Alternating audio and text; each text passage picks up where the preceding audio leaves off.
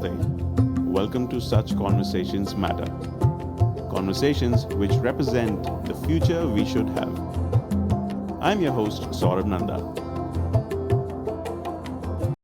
Today's guest is Vidyadhar Prabhudesai.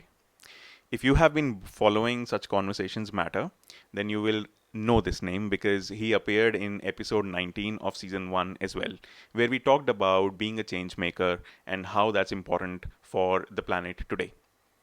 Vidyadhar is a change maker extraordinaire. He is a leader with the Global Shapers in World Economic Forum. He has worked with United Nations and various organizations and agencies of United Nations, actually. He's done market research in distressed areas of the world like Afghanistan. He's worked with national governments on policy projects, on implementation, youth mobilization in Africa, Asia, all over India, and so on. He's worked with climate change reality corps. He's EU India business leader. You understand what I'm trying to tell you over here. He's also won the second highest civilian award from the city of Thane. Now, being a change maker, having experienced everything, knowing a lot of things, having met amazing people and seen amazing projects and campaigns, you might think that they have seen it all. But that's not what a change maker does. The change maker never stops because there is always something, a cause that they will try to work on. Vidyadhar is working on such a cause today. He has welcomed a very beautiful young daughter into his house. He has adopted his daughter after a very long process of 2.5 years. And in India, there are 30 million children who get abandoned or orphaned, and that huge number is out of that huge number, there's only a very small percentage of children who actually get into the formalized systems, around 5 to 6 lakhs or 500,000 or 600,000 children who have the opportunity of getting adopted. There are a lot of situations and problems around this entire issue, which Vidyadhar is now trying to, address. He has done some campaigns. He has now started writing articles which have been published in media. He is talking to agencies and trying to get things started or moving so that more and more parents, more and more young people become parents by adopting children. We're going to discuss this, especially because this is a Children's Day special episode. This will be published on November 14th. And it is time that we start talking about children adoption again in India. So let me welcome Vidyadhar over. Hi Vidyadhar, how are you? Hey Saurabh, good. I'm very good, and good to see you after a long time. And how are you doing?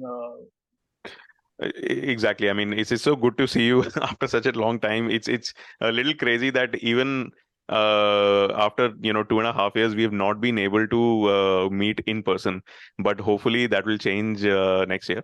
COVID as it has impacted everyone, I think. But now life is easier. Work is almost all of my work is online. And that's how we're going. Thank you for asking this question, sir, because this is the exact same question that I was going to ask you. Okay. How has your So, life been since the last time we met? I think we met last time in October 2020, when we were correct, recording our first conversation. correct, And, correct. coincidentally, serendipitously, what happens is last time in season 1, your episode was number 19, and this time it's going to be Okay, number 20. So it's okay, almost fate that we meet at that time. okay. Good. So, COVID actually, I mean, my story is has both things. There are very positive sides of it, and there are very negative sides of it.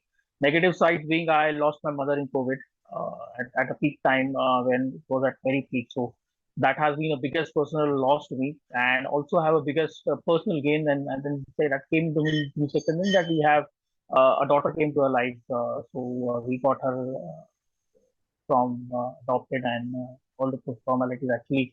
happened during the COVID itself. So that's the biggest gain that I have as far as COVID is concerned. Rest life goes on and off. So work comes in, work goes out. There are certain times where you feel good. There are certain times where you feel very bad and depressed about stuff. So that goes on and off. So there's nothing uh, great over there. But the greatest has been that we have our daughter now with us. That's amazing. And yeah, you're absolutely right. Life does go on, and even though a lot of us have gone through some hardships in the past couple of years, really, really traumatic. But that's part of life. And coming to the new chapter in your life, sir, what is her beautiful name? And tell us how she came into your life. Okay. Her name is Adyaveda. Adyaveda, I actually got this name researched out that there's nobody named Adyaveda before. But actually, I got wrong. There is actually a medical store or a pharmacy or some medical center in Tamil Nadu named after that. I discovered later in last year when I went over there. So Adyaveda means the first among Vedas. So that's her name.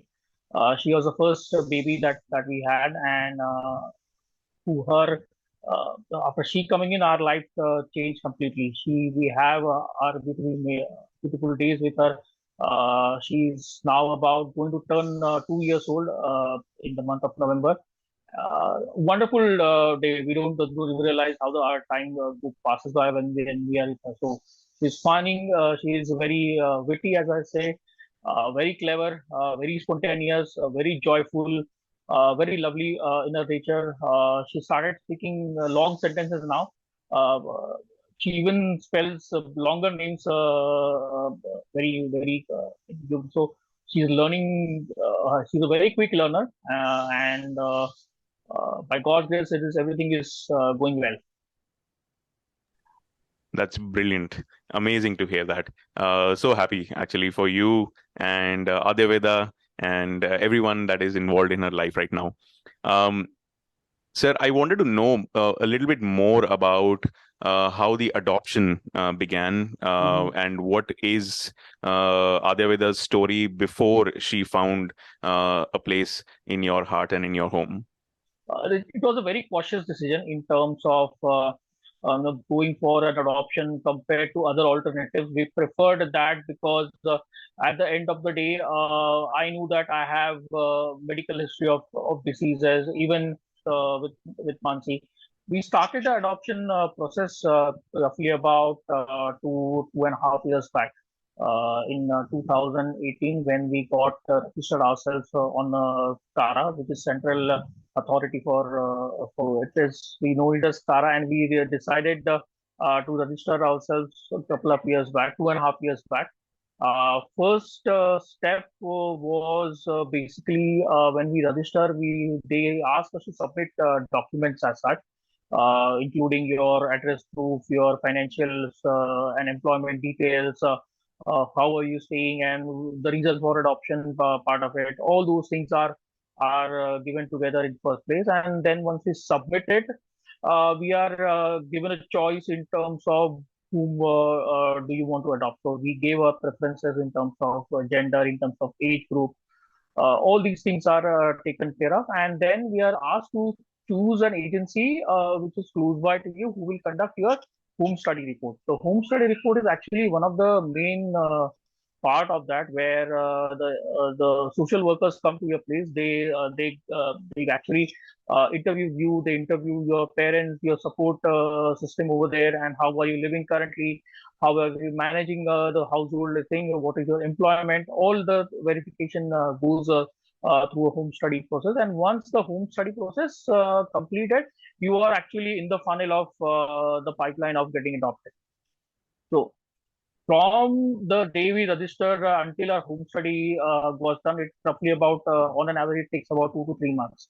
For us, it took longer because one of the documents that we submitted was we were asked to resubmit those things. That was mainly because of, I think, a medical history of some of the things were missing out in our things, and that's why it got delayed. It took 6 months for us to complete the home study report, and then we got our waitlist number. So when we were waitlisted, we were somewhere around. Uh, I mean, you get just choices when you select the state for adoption. So we selected Maharashtra, we selected two other states of your choice, and in each of the state choices, we were 10,000 plus numbers in terms of waitlist is concerned. So that number gets changed, and there is a process. The process is slow. You need to be very patient enough. For us, it took about couple of 2.5 years to have a referral done, which was matching the requirement, which was about 0 to 2 years child. That process actually teaches you to be patient enough. You cannot do anything, even if you try to influence the system or contact anybody else, it will definitely will not happen. So I would advise people who are looking for adoption, they should not try it out. Probably if you try that out, it might go against you. So it is better to be patient and just wait for things to happen. All the process is longer. It's all done because the law or the agency works in the protection of children first and then the parents. So a child needs to have a protection first, and then the consideration of parent comes into picture. That is why the process is stringent. All these things take time. So that's when the first step of process goes. After home study is concerned, the wait period is gone. The third step is when you get a referral, then again a next set of documents needs to be done. So again, the agency where the child is there, that agency will contact you and they will ask you certain additional documentation. So again these are again precisely same documents. I mean, in terms of employment proof, income proof. Then they will take your interview if they feel that to shortlist the process. And again, that's again a customized basis. For us, they did not take any specific interview prior to seeing the child. But so there are some agencies who take interviews of the parents also prior to even seeing the child personally. So we completed those documentation and then directly went to the agency office and then met our daughter for the first time. And it was a very spontaneous reaction, instant like from the both sides. Even the daughter liked us and we liked the daughter. Wow. That's So amazing. yeah. So that's when the first sight happens. Love, attraction, everything is always at the first sight. And then at that time, when you're doing actually the foster care part of it, there is a legal process again. You have to file a FedGet again. The agency will help you out with that. They will give you. There is a lawyer appointed through CARA itself who will take care of the entire affidavits and other things what is required. You just need to go over there, have some witnesses. I mean, the agency again helps out with the witnesses. These are again the co-parents who are also coming over there. They become the witness over there, and we just sign out the foster care agreement, and we just take the baby home. And then that foster care period goes on, and it's your normal day life with the child. Hmm. So So it took you almost 2.5 years to get Adyaveda home, right? yes, it took 2.5 years. Yes, All right. And that's the whole process as such in terms of the home study till the foster care done. all right, all right.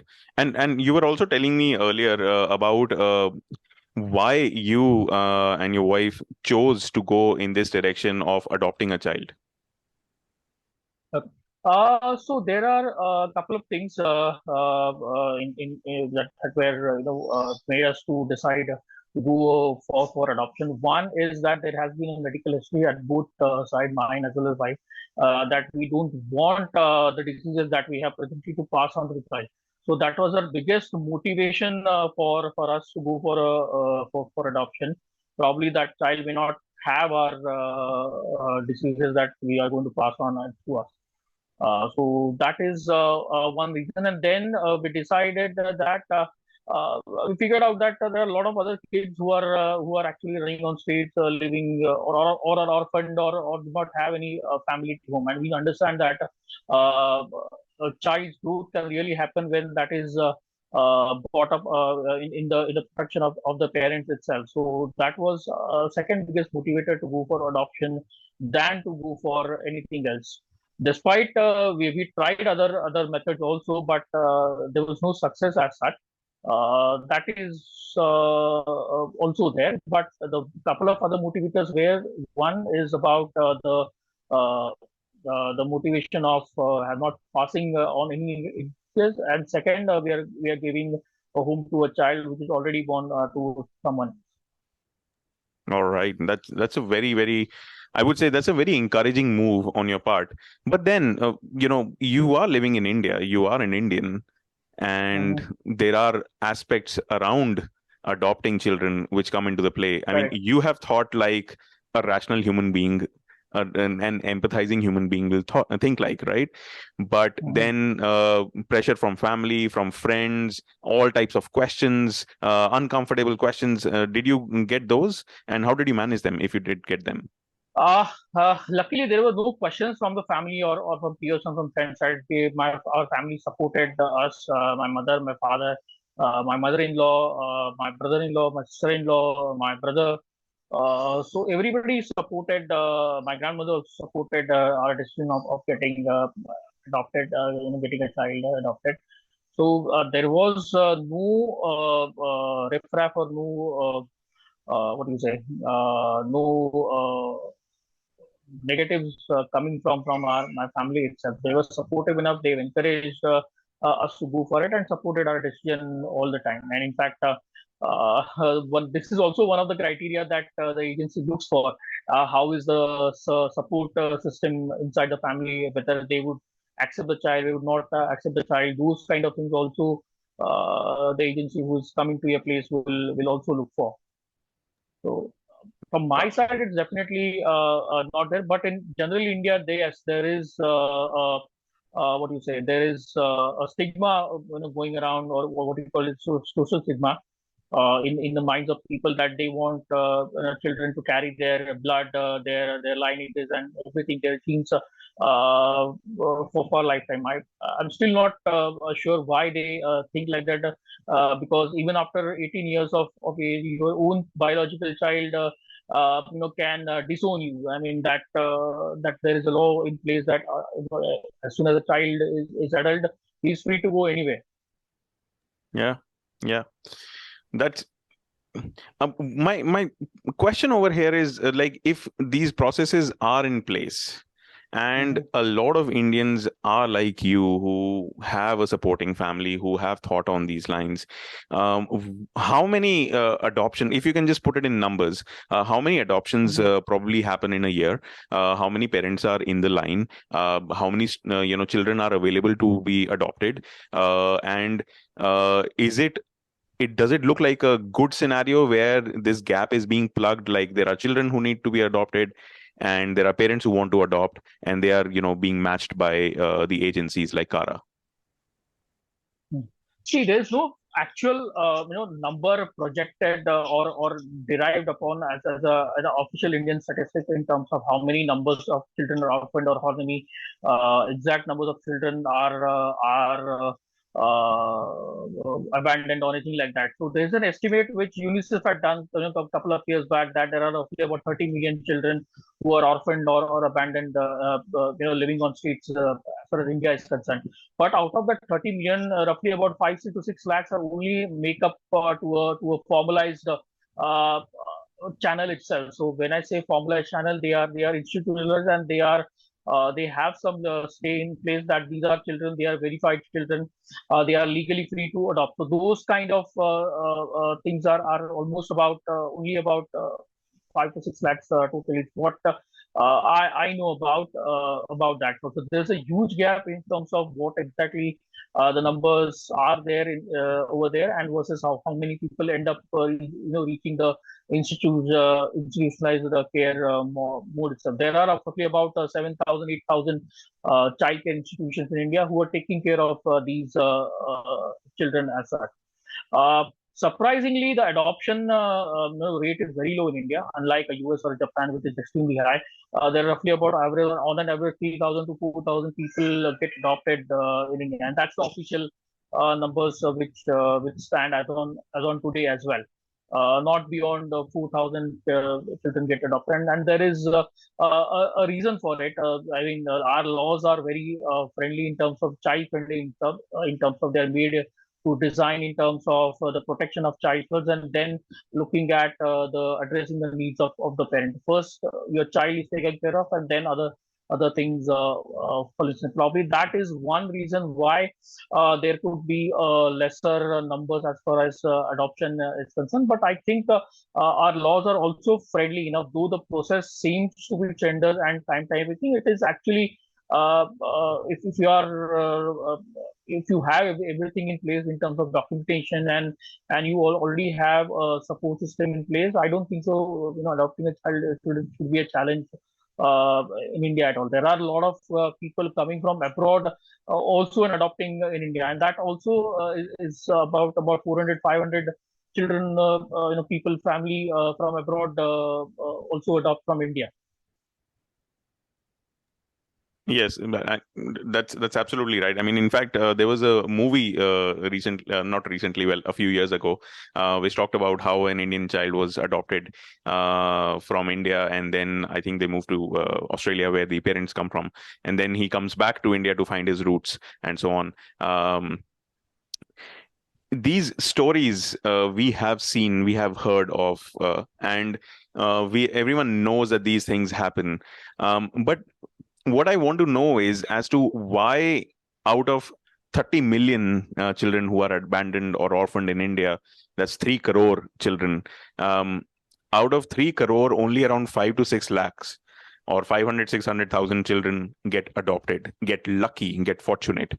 One of the issues might be because, the rest are just not into the system, as you said, the formalized system.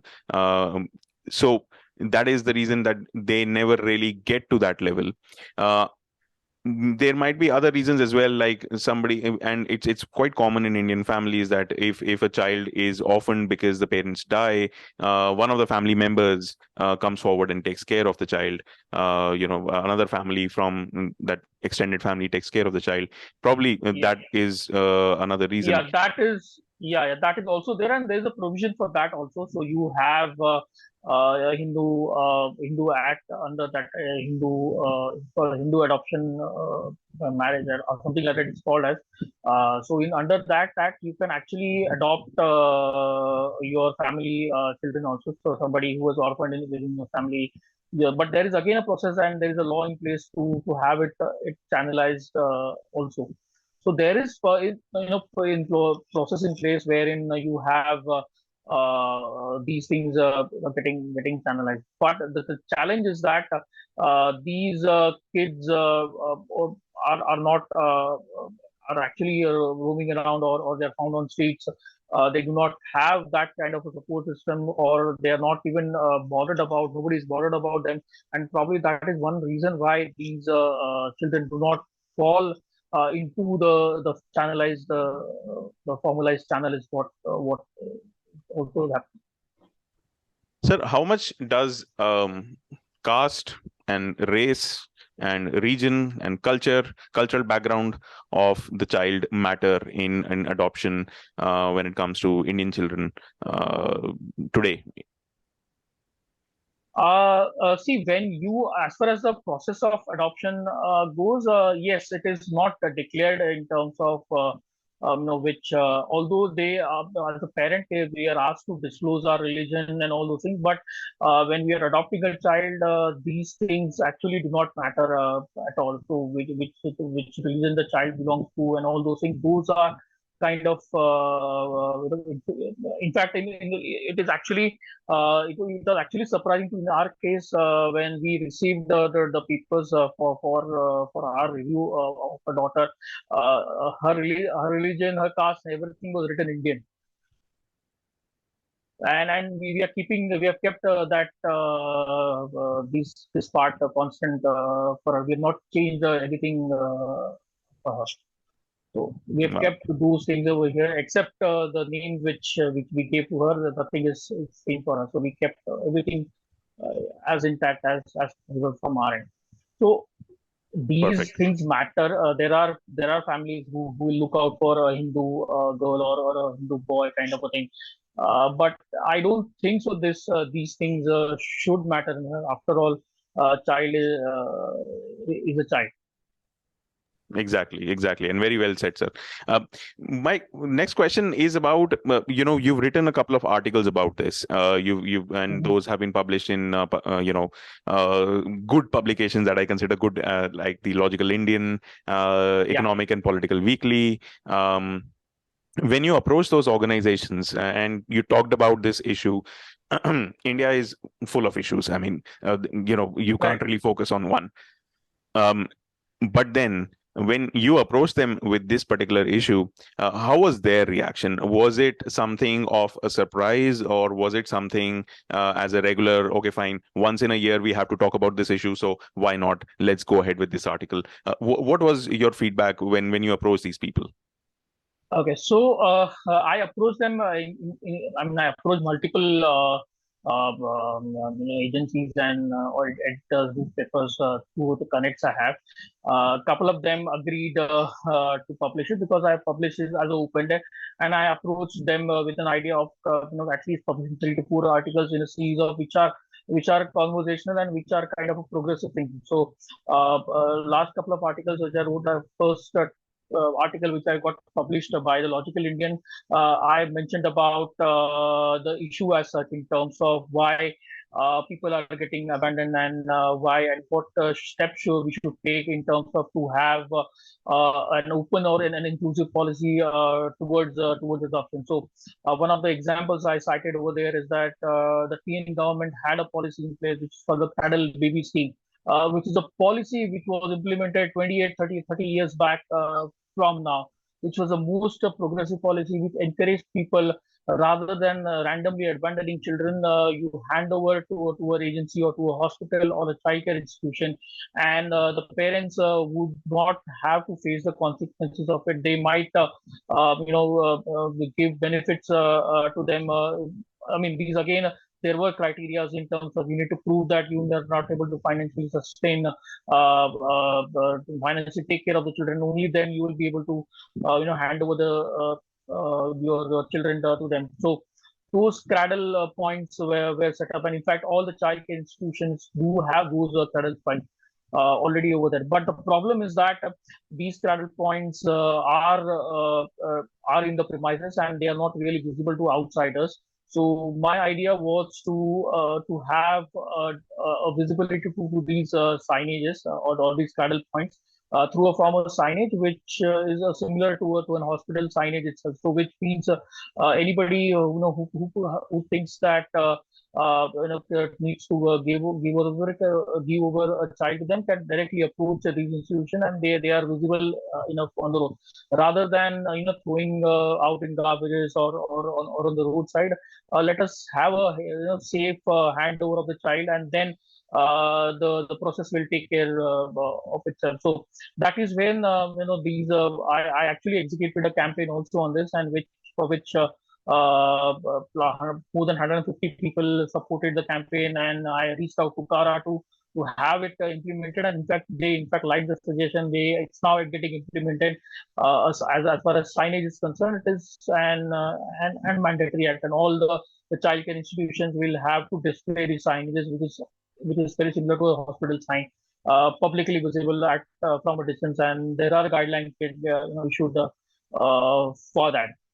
Yeah. Apart from this, what I also mentioned about is to have an open, inclusive policy like the cradle baby scheme, which actually you talks about having an adoption as a handing over or surrendering the babies for adoption rather than abandoning them as such.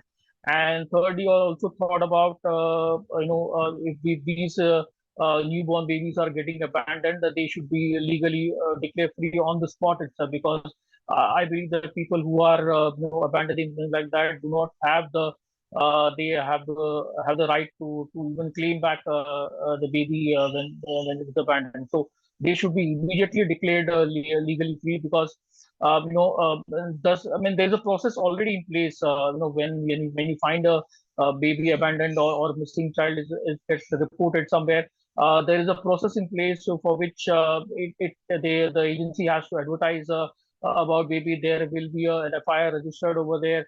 It will go for an investigation. The police will investigate it, and they would file a report into with the magistrate, and then the magistrate will declare whether the child will be given free. If the parents are traceable, not traceable, depending upon the case, and then the magistrate would declare the child legally free or not. And this process roughly take about a couple of months at least in the case of newborns, and probably these crucial months of the baby is there. Probably that the child may be suffering from any diseases. The child may be not well enough. They might be not cared about until and unless that child is in the legal leave legal system of adoption. So these 2 months is a very crucial time, especially when you're newborn. You need a mother to take care of it. You need a father to take care of the child, and that is only possible when you declare that child legally on the spot itself. Right. So, your campaign of having a cradle sign in places where, parents, or if somebody finds a baby, instead of, leaving them or abandoning them in, places like garbage dumps, which is quite horrendous, but it happens too commonly in India. And so they can actually leave it there, leave the baby there, so that somebody can actually take the process forward and provide the baby with the right care, and hopefully in the future the right home as well. That's an amazing campaign, and you said that you got a lot of support for it as well. So now, people are people, sir. And that's what the problem is. Like, recently there was a report, and I think it was published in one of the newspapers like Hindustan Times. It was reported by News Laundry as well.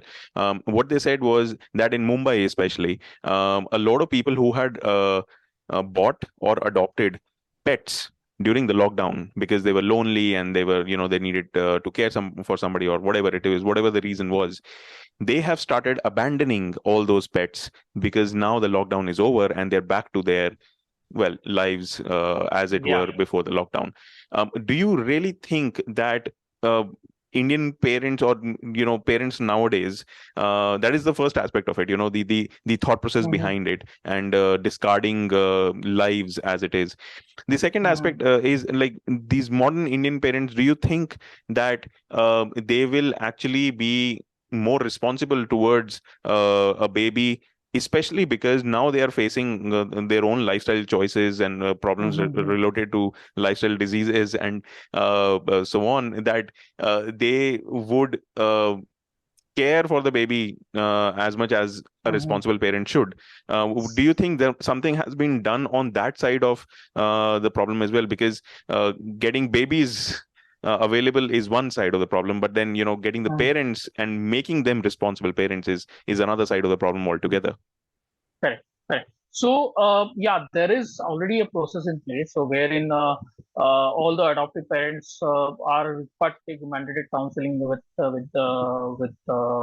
child care institution or CARA itself, where they are groomed enough in terms of having how to take care of the child, what exactly to look out for, especially when you are new. And these kind of issues happen when the child is in fact older. So if you are adopting a baby which is 2 month old or a 3 month old, likely the child has not recognized any parent. A typical recognition happens after 2 3 months time, and the child understands who's her mother, who's the father, kind of a understanding happens. And if the child is grown enough, probably a 1 year or 2 year old child, it's sometimes difficult for parents also to adjust with the child. So which is why the foster care is actually important. And during this foster care, these kind of counseling sessions do happen. With the parents who are taking adoption. There are again some of the some I'm aware of a couple of non-profits who are actually working on this too, in terms of counseling parents how exactly to take care of the child, how exactly to look after an unknown baby. Even there are issues where people had to return the child back to the or to the institution from where they have taken it from, simply because the parents could not adjust with the child.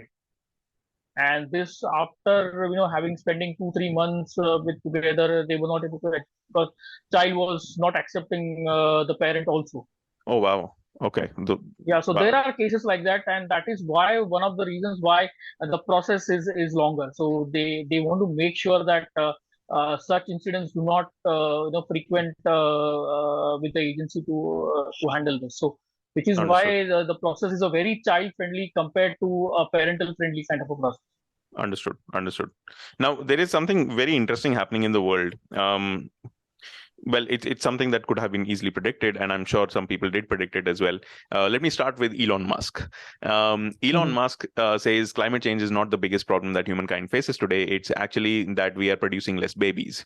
If you look at the US population, but US citizens are producing less babies. Recently, India, like last year, statistics came out which told that India is actually in a population decline right now because the replacement rate of 2.1, the fertility rate which 2.1, is yeah, required, yeah, is not being achieved. It is less than 2.1 now, and we are 2.1, yeah. actually in a population decline. China is facing acute population decline, and that's why they have revoked their own one-child policy and so on, and that happened in 2015.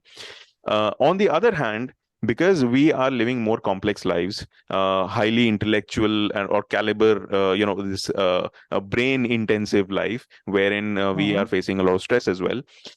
More and more parents, more and more professionals, as they grow up in the social and cultural ladder, when they earn more Hmm. money, they move to bigger cities like Bombay, Bangalore, etc.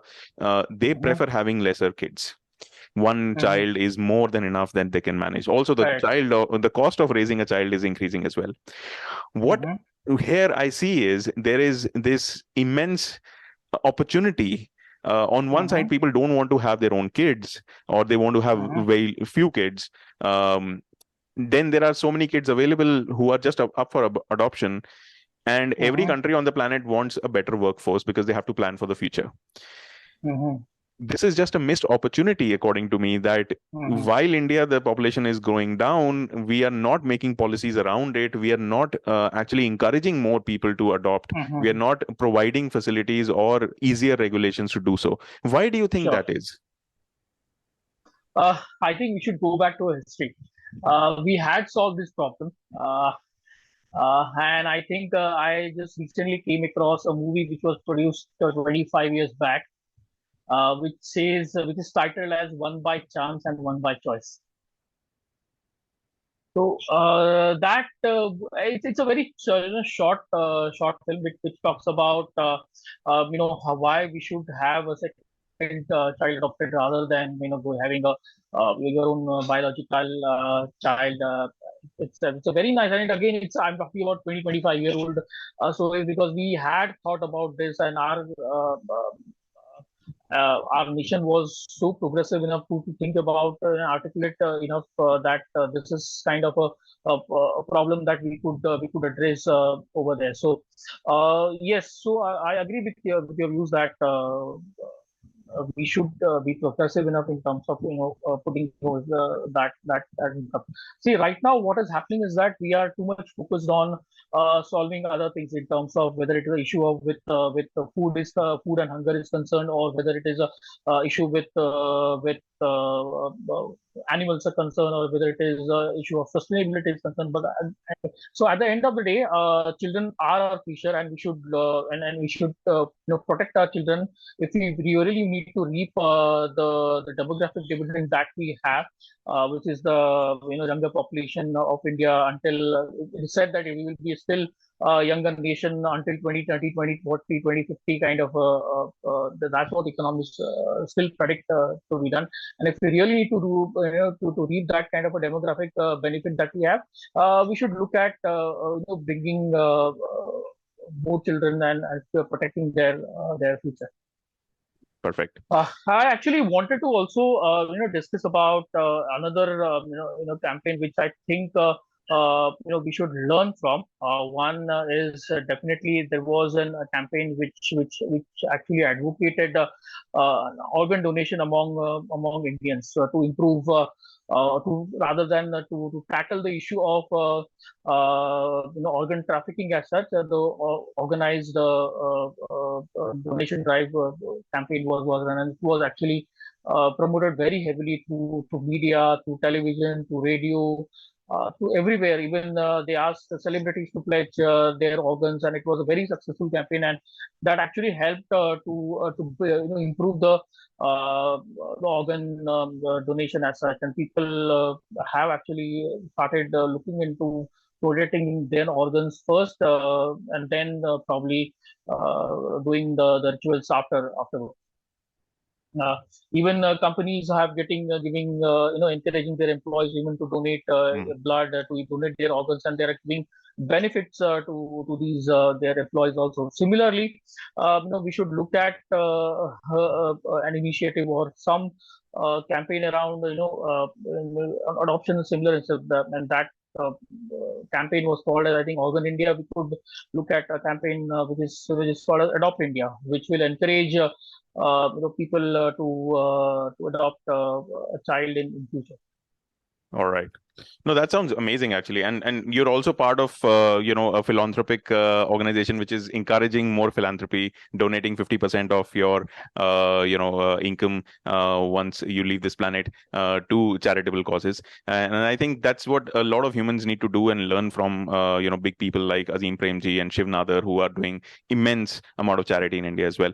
Uh, Perfect. It's so beautiful that you see that a similar campaign can be applied to so many different problems, encouraging people to do more and accepting that doing more is part of our responsibility and not just living this life consuming stuff and and then being forgotten or whatever.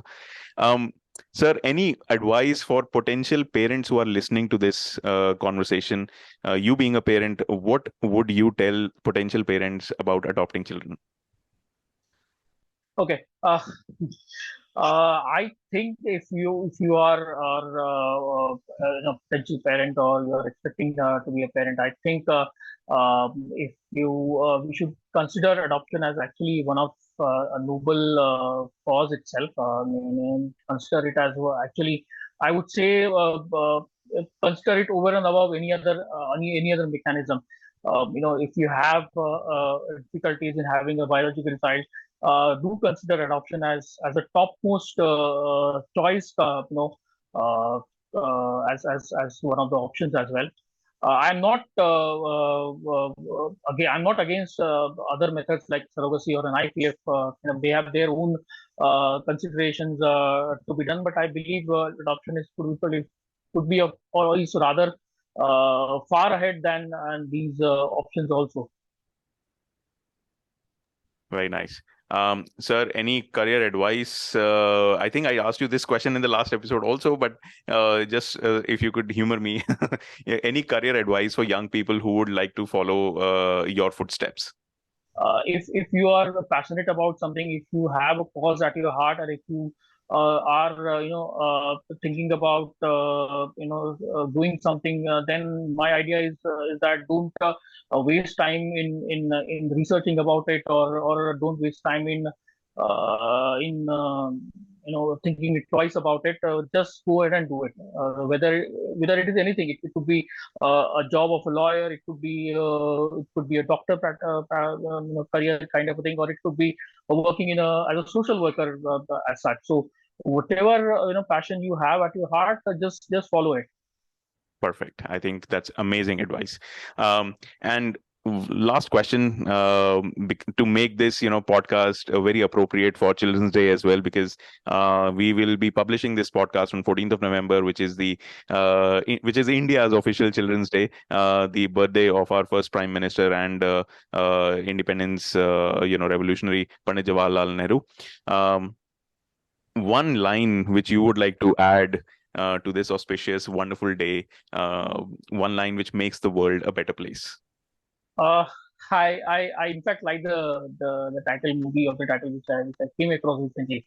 So it's always one by choice and one by. one by chance and one by choice.